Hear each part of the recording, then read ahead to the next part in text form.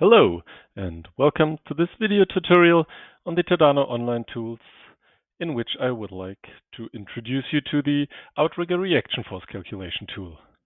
This is a very information-rich application for calculating outrigger forces specific to a certain load case. By clicking this tile, we enter the tool. Here we see the crane selection page. If a fleet has been configured before, I explained this in another video, we see this condensed view of cranes from the fleet. We could also choose all cranes, then we have a list of all available Tadano cranes.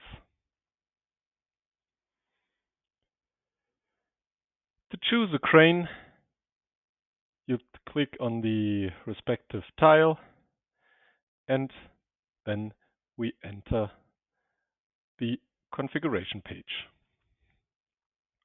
Here we can select the configuration from top to bottom. We start serial number, we leave this to standard. Then we have the boom system, which can be either main boom or with a jib, with a hydraulic telescopable jib, or with a luffing jib. I choose the tiltable jib to get some more input fields to choose from, so you can see what selections are possible.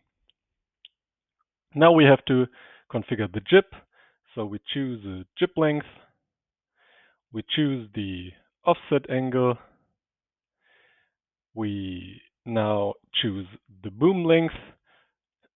Here we choose from the length values, and depending on the sequences which are possible for this length, we also have to select a certain sequence.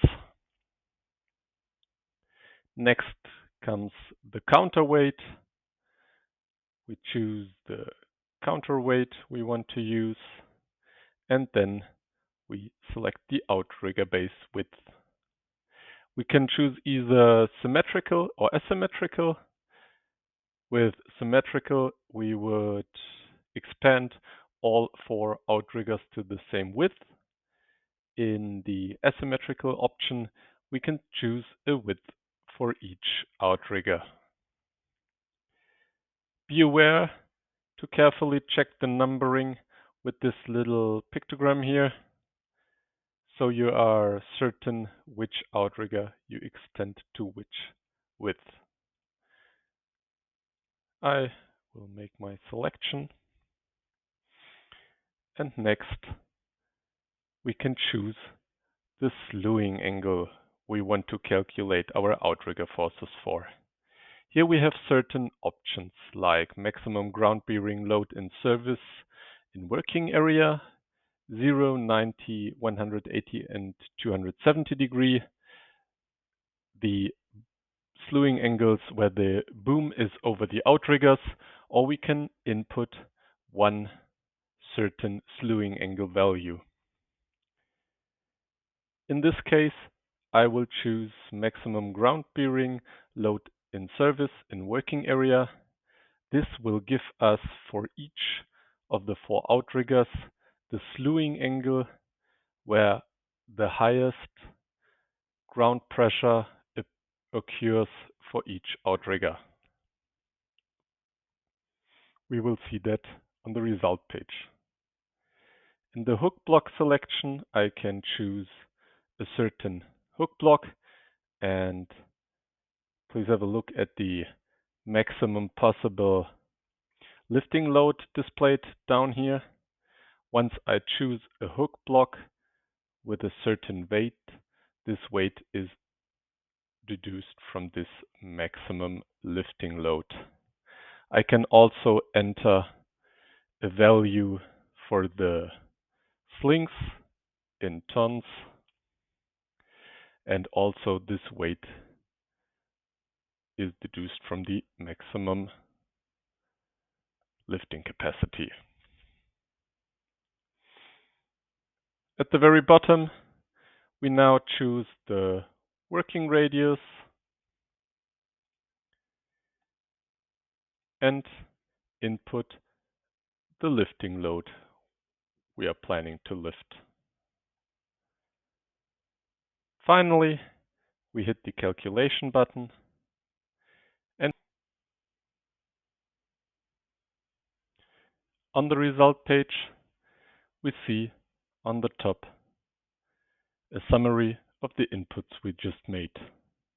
Additional to that, we get some more information like the number of ropes which are necessary to lift this load, the usable rope length, and the underfloor height that is possible to achieve with this rope length.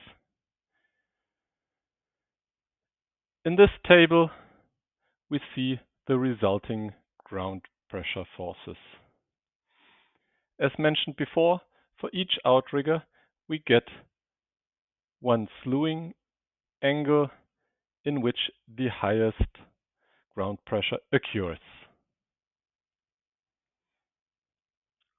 We are also displaying the outrigger forces with the 0 tons lifting load.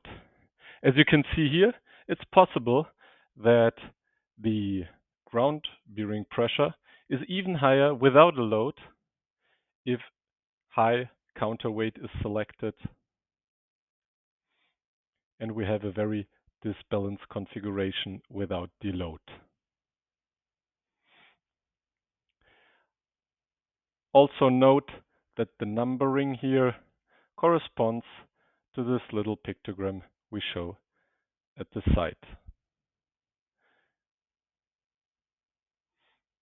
Additionally, we can expand this little information and we see the ground bearing pressures at the maximum radius of the lifting load we inputted.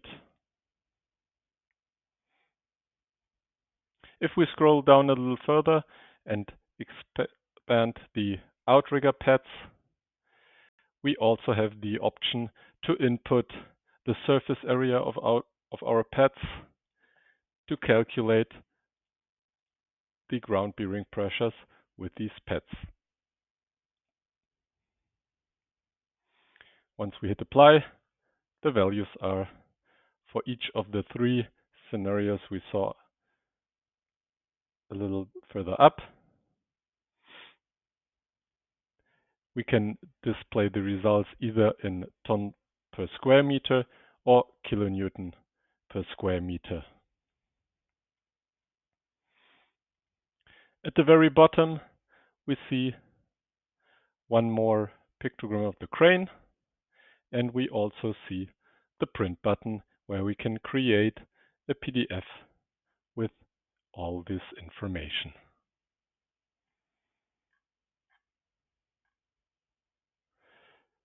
Scrolling up to the very top, I want to show some additional features we are offering.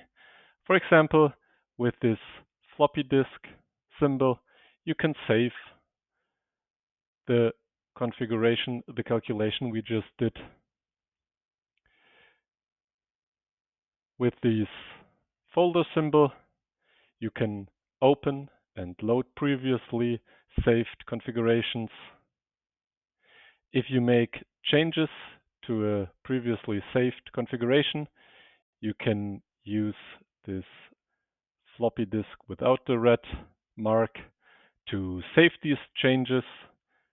With this new button, you can create a completely new calculation, or with this PDF symbol, you can create a PDF with the results, just as with the print button at the very bottom. When you're creating a PDF, you can input further information in this text box we have up here to describe the job you're planning or whatever input you feel appropriate. That brings me to the end of my introduction of the Outrigger reaction force calculation tool, and I hope that you got a lot of information from that and you are now able to plan safe jobs in the future.